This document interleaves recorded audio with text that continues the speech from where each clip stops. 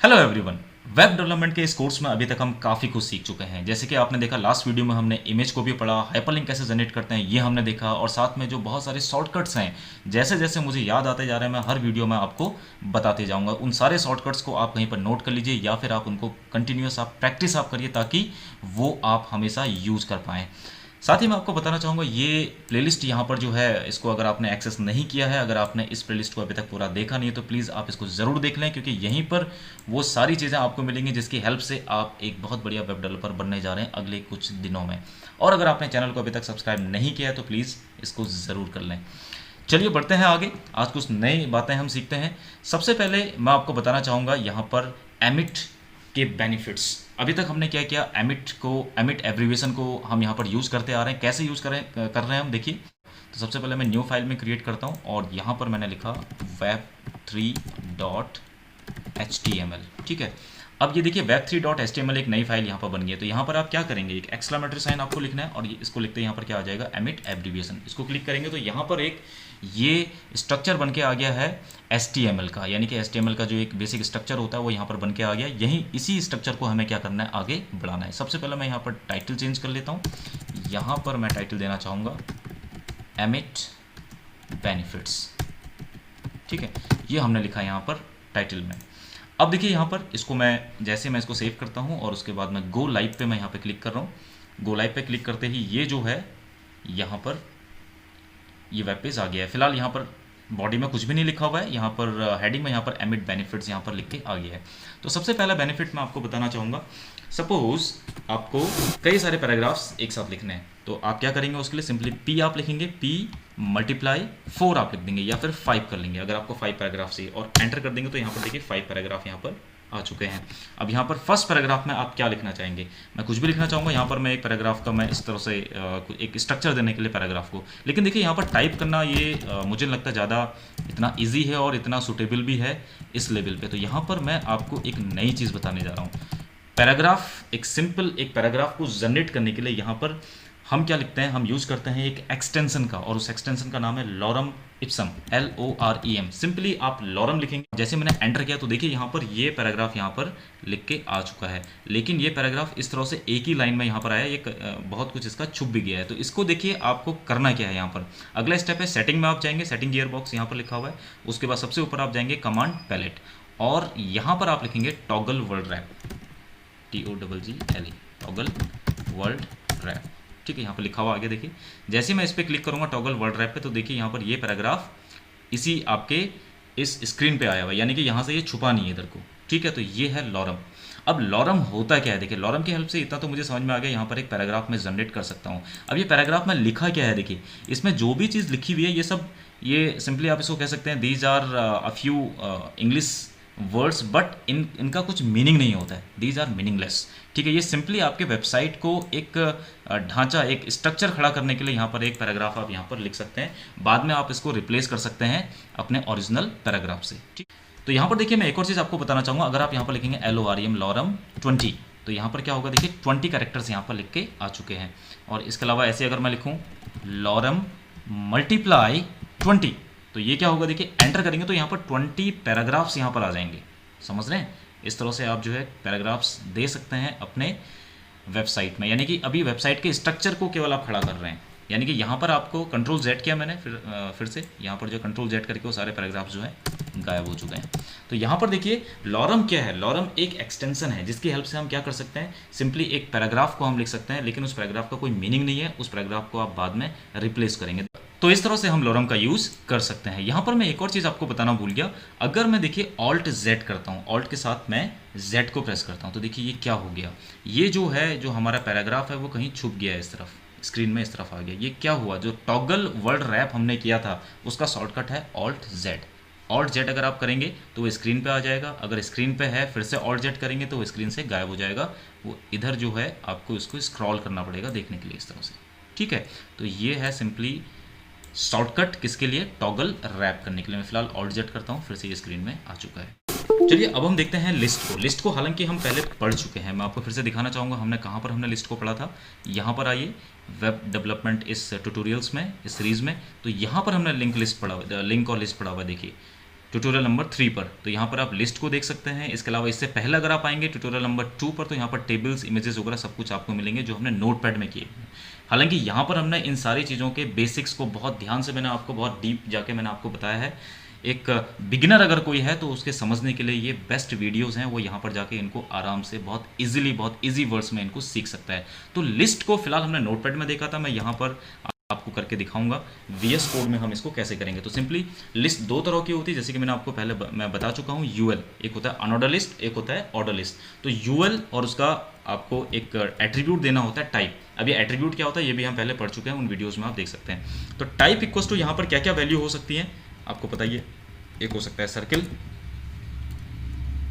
इस तरह से सर्किल, डिस्क और स्क्वायर, ठीक है। इसको आप जो है उस वीडियो में जाके भी देख सकते हैं। इसके अलावा यहाँ पर क्या लिखना होता है, लिस्ट आइटम LI। इस आपको इस टैग का यूज़ करना होता है। तो LI में हमने सिंपली लिखा लिस्ट आइटम 1, मैं यहाँ पर कर देता हूँ फर्स्ट में, ठीक है। और उसके बाद नेक्स्ट LI लिस्ट आइटम 2 कर देते हैं इसको, ठीक है। जैसे मैंने इसको सेव किया, इधर आइए तो यहाँ पर देखिए ये आ गया लिस्ट आइटम 1 लिस्ट आइटम 2, देख रहे हैं आप, ठीक है। यहाँ पर ये सर्किल बन के आया। अगर मैं इसको सर्किल की जगह मैं यहाँ पर कर देता हूँ स्क्वायर, सेव किया हमने, तो देखिए इसको हम सेव कर लेते हैं। सेव करने के बाद फिर से यहाँ आए तो ये देखिए ये हो गया स्क्वायर, ठीक है। और एक और चीज़ यहाँ पर आ सकती है, वो क्या है, डिस्क। तो ये देखिए ये डिस्क में, ये थोड़ा सा हल्का अगर मैं आपको दिखाऊँ यहाँ पर इसको जूम करके, तो ये डिस्क यहाँ पर ये बन चुका है, ठीक है। तो यहाँ पर ये डिस्क बन चुका है। ये तो है अनऑर्डर लिस्ट। अब दूसरा होता है ऑर्डर लिस्ट। ऑर्डर लिस्ट के लिए हम क्या करते हैं, OL type. Type equals to क्या होता है इसमें, देखिए यहाँ पर सजेशन इसने दिया, या तो मैं 1 2 3 4 करूँगा ऑर्डर लिस्ट में, या फिर ABCD या स्मॉल ABCD या रोमन कैपिटल 1 2 3 4 और स्मॉल। फिलहाल मैं स्मॉल I लिखता हूँ यहाँ पर, देखिए जो स्मॉल I यहाँ पर ये है। और उसके बाद हम यहाँ पर इसका जो लिस्ट आइटम है, पहला लिस्ट आइटम क्या होगा, हमने दे दिया लिस्ट आइटम 1। फिलहाल इसको भी हम लिस्ट आइटम 1 कर देते हैं। और नेक्स्ट लाइन पे आगे, अच्छा नेक्स्ट लाइन पे देखिए मैं यहाँ पर कैसे आ सकता हूँ, एक और चीज़ ध्यान रखिएगा, मैं यहाँ पर कंट्रोल के साथ एंटर में प्रेस कर सकता हूँ और नेक्स्ट लाइन पे आ जाऊँगा सिंपली। देखिए कैसे, मैंने क्या किया, यहाँ पर मेरा कर्सर है अभी लिस्ट आइटम 1 के यहाँ पर। मैं अभी तक क्या कर रहा था, इधर मैं जा रहा था और उसके बाद यहाँ से मैं एंटर कर रहा था, क्योंकि मेरे अभी माइंड में जो है वो शॉर्टकट नहीं आ रहा था। तो फिलहाल मैं यहाँ पे क्या कर रहा हूँ, देखिए लिस्ट आइटम 1 के बाद मैं यहाँ पर कंट्रोल के साथ एंटर प्रेस कर रहा हूँ, तो यहाँ पर मैं ऑटोमेटिकली नीचे आ गया, ठीक है। LI हमने किया और यहाँ पर लिखा लिस्ट आइटम 2, ठीक है। इसको मैंने सेव किया और यहाँ आके देखा हमने, थोड़ा सा मैं इसको नीचे लेके आ रहा हूँ, तो देखिए फर्स्ट सेकेंड 1 2 ये स्मॉल में आ रहा है रोमन में, क्योंकि मैंने टाइप क्या किया हुआ है, स्मॉल I किया हुआ है, ठीक है। अगर मैं इसको चेंज कर देता हूँ, इसको मैं 1 कर देता हूँ, तो यहाँ पर ये 1 2 आ गया, देखिए ओके। और इसका एक और एट्रीब्यूट हम यूज़ कर सकते हैं टाइप के अलावा, वो क्या है, स्टार्ट। कहाँ से स्टार्ट हो, मैंने सपोज बोला 5 से स्टार्ट हो, तो 5 ये 5 6 यहाँ पर हो गया। और अगर हम ऐसे इसको ABCD लिखें कैपिटल A, तो ये E से स्टार्ट हुआ, क्यों, क्योंकि ABCDE स्टार्ट हो रहा है 5 से, ठीक है। तो ये इस तरह से हम लिस्ट को यहाँ पर यूज़ कर सकते हैं। चलिए अब हम देखते हैं टेबल को। टेबल के लिए मैं किस टैग का यूज़ करूँगा, टेबल, ठीक है। एंटर करिए, तो इस तरह से ये टेबल टैग का आप यहाँ पे यूज कर सकते हैं। अब टेबल में देखिए अभी तक हमने क्या किया है, अगर आपको टेबल पढ़ना है, बिल्कुल बेसिक से आपको अगर पढ़ना है, तो यहाँ पर आप ट्यूटोरियल नंबर 2 में आप देख सकते हैं हेडिंग, इमेज, टेबल, ये सब कुछ मैंने यहाँ पर दिया हुआ है। फिलहाल मैं यहाँ पर आपको दोबारा से बताने की कोशिश करता हूँ। टेबल में देखिए टेबल होता क्या है, table is the combination of row and column. तो यहाँ पर एक्सेल खुल चुका है। एक्सेल में देखिए यहाँ पर ये सपोज मैं मान के चलता हूँ ये एक टेबल है, तो इसमें table is the combination of row and column. तो रो क्या है, दीज आर रोज, ये हॉरिजॉन्टली जो है, और कॉलम्स क्या है, दीज आर कॉलम्स।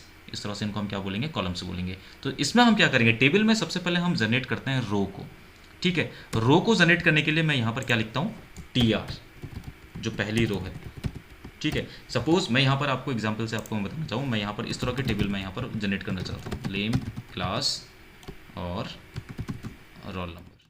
तो ये एक टेबल मैं यहाँ पर बनाना चाहता हूँ, और इसमें सबसे पहली रो में क्या है, नेम, क्लास, रोल नंबर, 3 चीज़ें यहाँ पर हैं।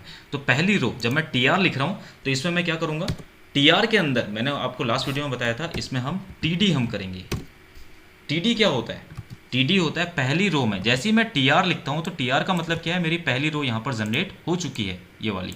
इसमें टी अब टी क्या है यहाँ पर, टी मतलब नेम, टेबल डेटा, पहला टेबल डेटा पहली वाली रो में, इस रो में जो पहला टी है वो क्या है, नेम है। तो यहाँ पर मैं दे दूंगा टी के अंदर नेम, ठीक है।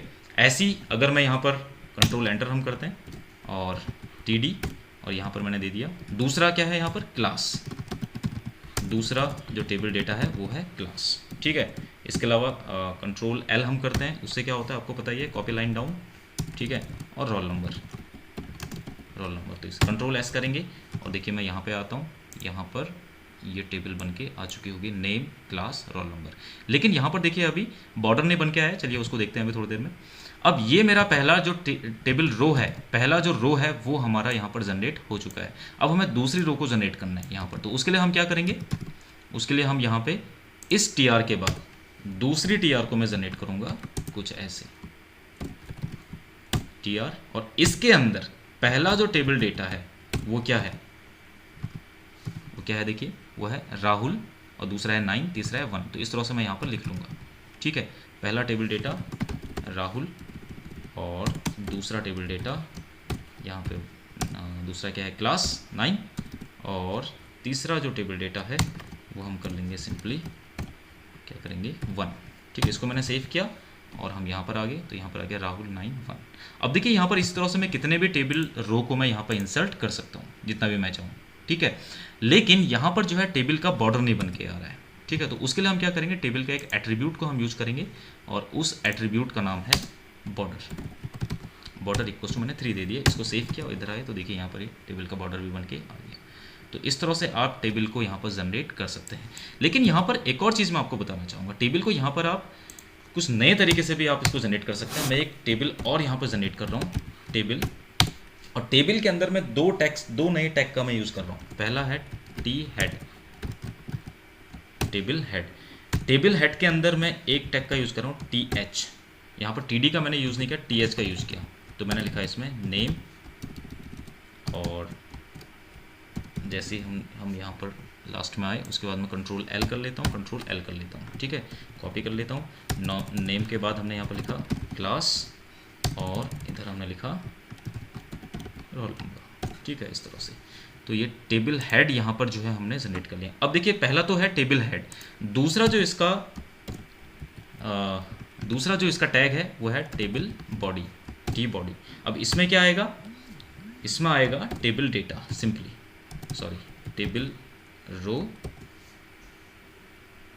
टेबल रो के अंदर। अच्छा मैं एक चीज़ यहाँ पर बताना भूल गया आपको, टेबल हेड के अंदर आएगी टेबल रो, उसके अंदर आपको जो है, उसके अंदर आपको टी एच लिखना है, ठीक है। टेबल रो के अंदर आपको टी एच लिखना है। तो यहाँ पर टेबल बॉडी के अंदर टेबल रो आपने बनाया, इसके अंदर आप लिखेंगे टी डी, ठीक है। पहला लिखा नेम क्या है, राहुल, ओके, कंट्रोल एल, और उसके बाद हम दूसरा क्या है इसमें 9, और रोल नंबर कितना है 1। और जैसे मैं इसको सेव करूँगा, इधर आऊँगा, यहाँ पर देखिए क्या हुआ, यहाँ पर देखिए नेम, क्लास, रोल नंबर, ये जो है हमारे बोल्ड आए हैं, ठीक है। और यहाँ पर बॉर्डर भी मैं दे देता हूँ, फिलहाल टेबल को बॉर्डर में दे देता हूँ। तो यहाँ पर मैं बॉर्डर भी दे देता हूँ, फिलहाल टेबल बॉर्डर इक्वल्स टू 3 मैंने दे दिया, कंट्रोल एस किया, इधर आई तो देखिए यहाँ पर। तो यहाँ पर अंतर कुछ नहीं है, सिंपली ये है टेबल हेड, टी हेड यानी कि टेबल हेड, और ये है टेबल बॉडी, ठीक है। टेबल हेड के अंदर हमें क्या देना है, यहाँ पर हमने 2 नए टैग्स को हमने इंट्रोड्यूस किया है, सिंपली हमें ये समझना है। एक है टेबल हेड, ये टेबल हेड मैंने क्लोज किया, इसके अंदर हमने क्या देना है, टीआर को हमें यहाँ पर लिखना है, और टीआर के अंदर में टीडी नहीं लिखना है, टीएच लिखना है बस, टेबल हेड। तो उससे होगा क्या, नेम, क्लास और रोल नंबर जो है ये बोल्ड में आ जाएंगे, ठीक है। उसके बाद नीचे टेबल बॉडी मतलब उसमें जो डेटा है, जो इन्फॉर्मेशन टेबल के अंदर सेव कर रहे हैं आप, क्या इन्फॉर्मेशन सेव कर रहे हैं कि इसमें जो है क्या नेम है, क्या इसमें क्लास है, क्या इसमें रोल नंबर है। तो वो सिंपली आप ऐसे ही बनाएंगे, टीआर के अंदर फिर से अगर आप एक टीआर और लगाना चाहें यहाँ पर, तो टीआर यहाँ पर फिर से लिख सकते हैं, ठीक है। तो इस तरह से ये है टेबल। कुछ भी कन्फ्यूजन होगा प्लीज़ कमेंट ज़रूर करिएगा। आई होप कि ये ट्यूटोरियल आपको पसंद आया हो, और मैं चाहूँगा कि फिर से एक बार आप इस प्लेलिस्ट को एक्सेस कर लें, और इसमें सब कुछ आपको दिया गया है। और यहाँ पर मैं एक चीज़ और बताना चाहूँगा, जितने भी वीडियोज़ मैं बनाने जा रहा हूँ वो सारे वीडियोज़ अगर आपने सही से देख लिए एक बार, अगर आप सही से उनको वाकई में सीरियसली आप उनको देखते हैं तो अगले 20 से 25 दिनों के अंदर एक बहुत बढ़िया वेब डेवलपर आप बन सकते हैं. This is my guarantee. Thank you very much for this watching this video.